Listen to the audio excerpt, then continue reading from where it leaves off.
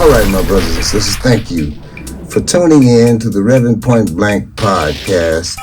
And there's some things I want to talk about just really quickly. First of all, I would like to read a letter to you.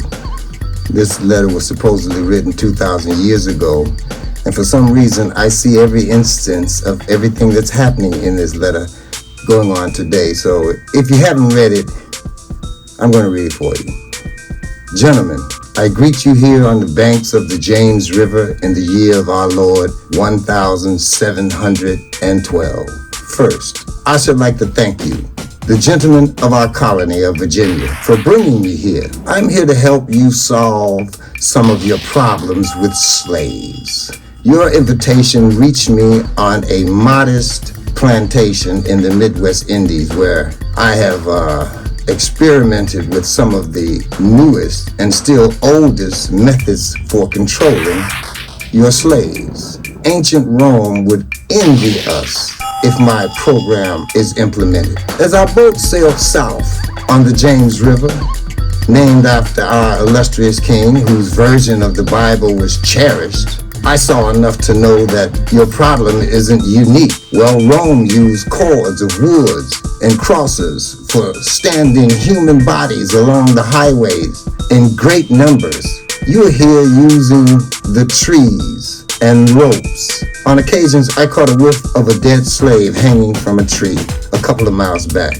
You're not only using valuable stock by hanging, you're having offspring slaves that run away. Your corpses are sometimes left in the fields, too long for maximum profit. You suffer occasional fires. Your animals are killed. Gentlemen, you know what your problems are. I do not need to elaborate. I am not here to enumerate your problems. I am here to introduce to you a method of solving them. In my bag here, I have a foolproof method for controlling your black slaves. I guarantee every one of you that, if installed correctly, it will control your slaves for at least 300 years. My method is simple. Any member of your family or your overseers can use it.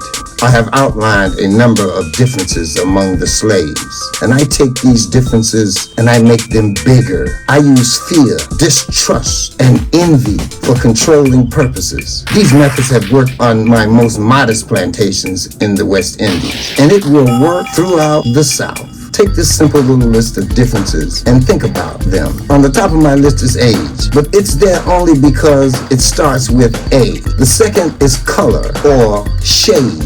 There's intelligence, size, sex, sizes of plantations, statutes on many of them, attitudes of owners. Whether the slave lives in the valley, on a hill, east, west, north, south, have fine hair, coarse hair, or tall, short. Now that you have a list of differences, I shall give you an outline of actions. But before I do that, I shall assure you that distrust is stronger than trust, and envy stronger than adulation, respect than admiration. The black slave, after receiving this indoctrination, shall carry on and will become self-regenerating, refueling, and self-generating for hundreds of years, maybe thousands. Don't forget, you must pitch the old black male versus the young black male, and the young black male against the old black male. You must use dark-skinned slaves versus light-skinned slaves, and light-skinned slaves versus dark-skinned slaves. You must use the female versus the male, and the male versus the female. You must also have white servants and overseers who distrust all blacks. But it's necessary that your slave trust and depend on us. They must love, respect, and trust us only. Gentlemen, these kits are your keys to control them. Use them.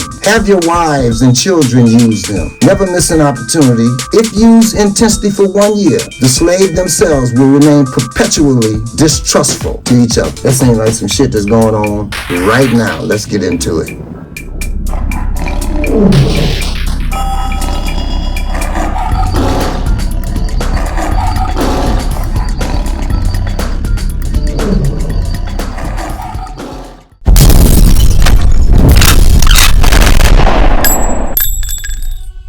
So, my brothers and sisters, how do you feel about the Willie Lynch letter? What did it make you think about?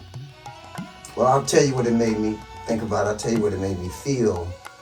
First of all, it made me feel sad, made me feel angry. It made me feel disappointed. It almost just made me feel helpless. It angered me because it happened.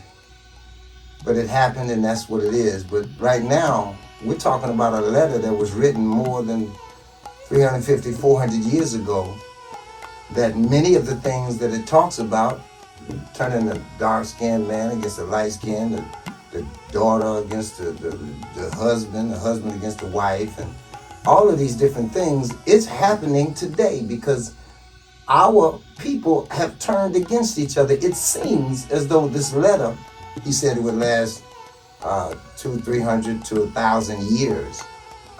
And it appears that it's working. It appears to me that it has moved from us being slaves made to do it. We have been trained to do it because we think it's right.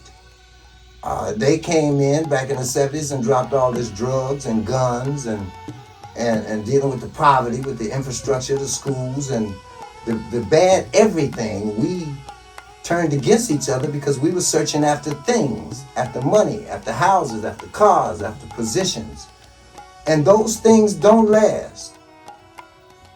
You are guaranteed to die, but you're not guaranteed to live. Death is guaranteed. So I say this in a very meaningful way. I believe that we need to get back to love. We need to get back to unity. We need to get back to respect. We need to get back to honor, dignity.